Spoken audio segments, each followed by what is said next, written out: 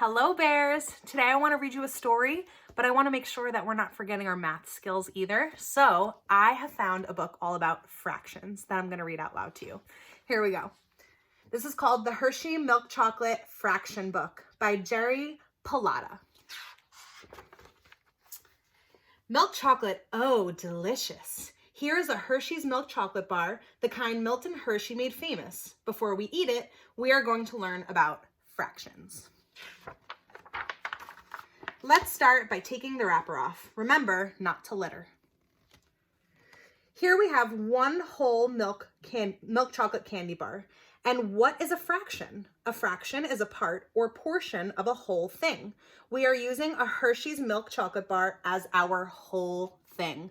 There it is, one whole chocolate bar. If you break this candy bar apart, you will see 12 equal sections. 1, 2, 3, 4, 5, 6, 7, 8, 9, 10, 11, 12. That's 12 twelfths.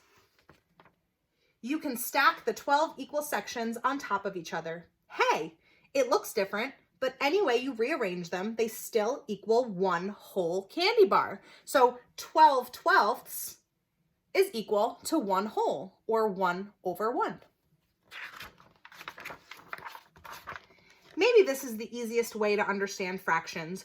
What would you rather eat? 1/12 or 11 twelfths? If you love milk chocolate, the answer is simple. As you can see, doing fractions can be fun and delicious. Here is 1/2 of a Hershey's milk chocolate bar. There it is, half of it, 1/2. And here is the other half. 6 twelfths is equal to 1/2. When two fractions equal each other, they are called equivalent fractions. There are our 6 twelfths. There is 1/2. They're equal. Here is 1/3 of a whole Hershey's milk chocolate bar. How did we get the fraction of 1/3? Think of it like this. Our candy bar can be divided into 3 equal groups. Each of the 3 groups has 4 sections. 1/3, there's 4 pieces. What is left over is 2/3. 1/3 plus 2/3 equals 3/3. When the top number and the bottom number are the same, the fraction is equal to 1. So we have 2 groups out of 3. 1, 2, 3/3 is equal to our whole candy bar. Here is another way of saying 1/3. 4 twelfths is equal to 1/3. Here's that same 1/3 from the last page. It has 4 pieces, 4 little twelfths. That's equal to 1/3. And what is left over? 8 twelfths. 8 twelfths is equal to 2/3. 4 twelfths plus 8 twelfths equals 12 twelfths, which equals one whole candy bar. Here is 1/4 of a Hershey's milk chocolate bar. If you want to call this fraction 1/4, that's okay too. 1/4. See, 1, 2, 3, 4 groups is the whole candy bar. This is 1/4 of the whole candy bar. Here is what is left over, 3/4, or you could call it 3/4. 3/12 is another way of saying 1/4. Did you know that the top number of a fraction is called the numerator and the bottom number is called the denominator? Now you know. 3 out of 12 altogether is 3/12. That's the same as the 1/4. There it is, 1/4, 3/12. They're equal. Let's explain it another way. 3/4 is equal to 9/12. There's our 3/4. Here it is broken up into 9 little pieces. 9/12 is equal to 3/4. 1/5. It's time for something different. We can still do fractions without the candy bar. There are 5 cows on this page. 4 cows have black spots and 1 cow has red spots.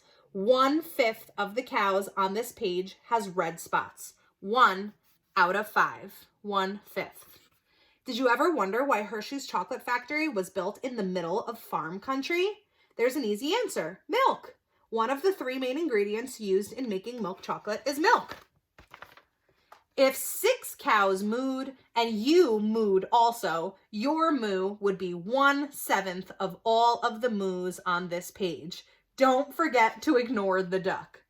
There's me, moo, and 6 cows mooing. That's 7 cows or 7 moos. One of them is mine. 1 moo out of 7. Ignore the duck. Back to the candy bar. We need to learn how to put a fraction into its lowest terms. If you divide the numerator and the denominator by the same factor, you can simplify this fraction to its lowest terms. 1/6 is the lowest terms of 2/12. 2/12 divided by 2 over 2 is equal to 1/6. 2 divided by 2 is 1. 12 divided by 2 is 6. 5/6 is what's left over from a whole candy bar after removing 1/6. 6/6 minus 1/6 is equal to 5/6. Here is an equation that is easy to understand. 1/6 is equal to 2/12. 1/6 is equal to 2/12. Here's another way to say 5/6, 10/12. It's starting to look more delicious after every fraction we show. It's time for another break. Chocolate comes from cocoa pods. The cacao tree grows in very warm and moist climates. Here are 8 pods. If 1 pod fell off and boinked you on the head, you would have been boinked on the head by 1/8 of the cocoa pods on this page. Cocoa, milk, and sugar are the 3 main ingredients used in making milk chocolate. Sugar usually comes from sugar cane. If you cut down 1 stalk, you will have cut down 1/9 of the sugar canes left on this field. Here is an interesting fraction. It's already in lowest terms. The fraction 5/12 cannot be broken down or reduced any further. The amount left over from 5/12 is 7/12. 7/12 is another fraction that is in lowest terms. 12/12 minus 5/12 gives you 7/12 left. Here is a way to get a fraction of 1/10. There are 10 candy bars on this page. 1 out of the 10 candy bars is unwrapped. Here is a fraction where the top number is larger than the bottom number. This is called an improper fraction. 13/12 is really 1 and 1/12. Whoever made this fraction used more than 1 candy bar. Here's our 1 candy bar, 12/12. We have 1 extra piece. That's 13/12. That's more than 1 candy bar. So far in this book, we learned that the main ingredient in milk chocolate is sugar, milk, and cocoa. We also learned the fractions: 1/12, 2/12, 3/12, 4/12, 5/12, 6/12, 7/12, 8/12, 9/12, 10/12, 11/12, and 12/12, and even 13/12. We also did fractions of 1/2, 1/3, 1/4, 1/5, 1/6, 1/7, 1/8, 1/9, and 1/10. If you want to know what fraction of ingredients are used in making a Hershey's milk chocolate bar, sorry, those fractions are top secret. The end. I hope that refreshed your memory a little bit about fractions. See you guys later.